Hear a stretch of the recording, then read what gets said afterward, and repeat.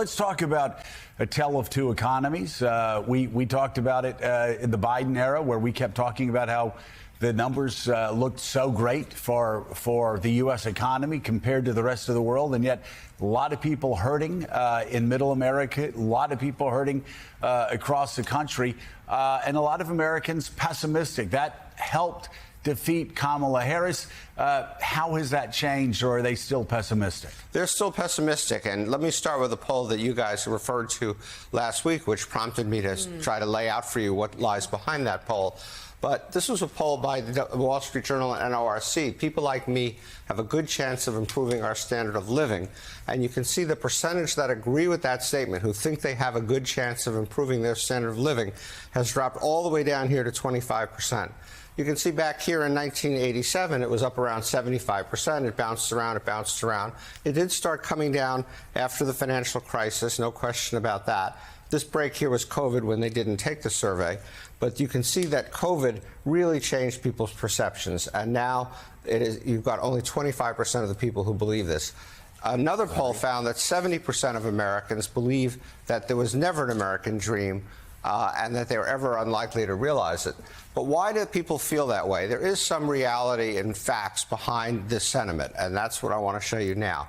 This is the growth in real personal income, meaning how much money did people make after you adjust for inflation, so everything puts on an apples-to-apples basis. If you go back to 1980, you can see that over this period of time, the average personal income grew by 1.3% a year. That may not sound like a lot, but that's after inflation, and when you compound it, it can be. And we had lots of ups and downs, as you can see in these light blue bars, but that's what we did. And then after the financial crisis, that dropped to 1.0%. In 2008, for those around that period of time, in 2008, exactly. And, again, that may not sound like a lot, but that's almost a 30% drop. But then look what happened after COVID. It dropped all the way to minus 0.2, meaning the average family after inflation was losing ground. Yes, a lot of that was around 2020 and COVID, but even post-COVID, you can see how small these blue bars are.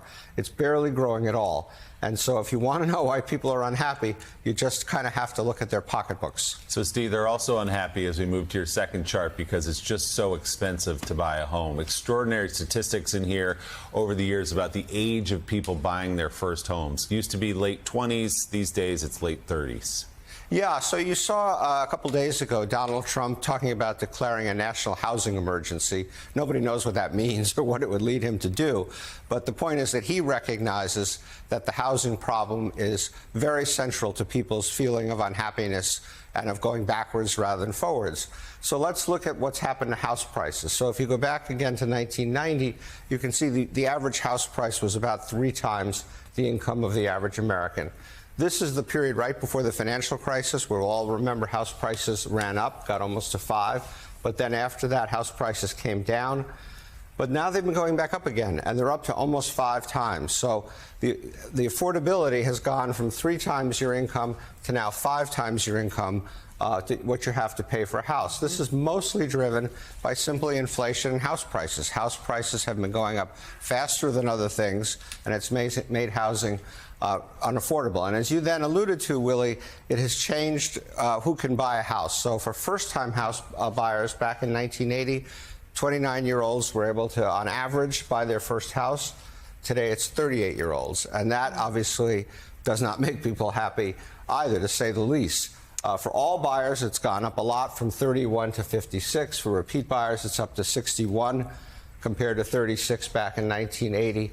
And so housing has become out of the reach of many, many Americans, and that's also weighing very heavily on their feelings of well-being. Absolutely. And one more shift in a negative direction, Steve Rattner, is upward mobility. Tell us about it. Yeah, look, the dream of every American is for their kids to do better than they do. And that's not what's been happening. If you go all the way back to 1940, the silent generation, 90% of kids did better than their parents. That has been going down very, very, very steadily, all the way through boomers, through Gen X, and now through millennials, to the point where only about 40% of millennials are doing better than their parents. Why is this? It's mostly because as an economy grows more slowly, and our economy is growing more slowly, it's harder and harder for people to get ahead. And so if we want to fix this problem, we need to get the economy growing faster. And then a related point is what kind of wealth people have when they're 35 years old. So the average millennial compared to the average boomer, I'm a boomer, has 30% less wealth than the average boomer. And so this generation of millennials, who are now the people who are coming into prominence in politics and business and whatever, are on average less well off. But what's even more amazing in a way than that is you have growing wealth inequality among this group. We talk a lot about income inequality at different levels. This is wealth inequality. And so the fact is the top 10% millennial compared to the top 10% boomer is 20% better off, which means the people further down are even worse off than this minus 30%. So you've got this huge wealth inequality among millennials, which is driven in large part by the fact that boomers did do well, and the wealth transfer that's going on now from boomers to millennials is the largest in history, but it's only going to a sliver of millennials, this sliver, and the rest of them are doing this badly or worse.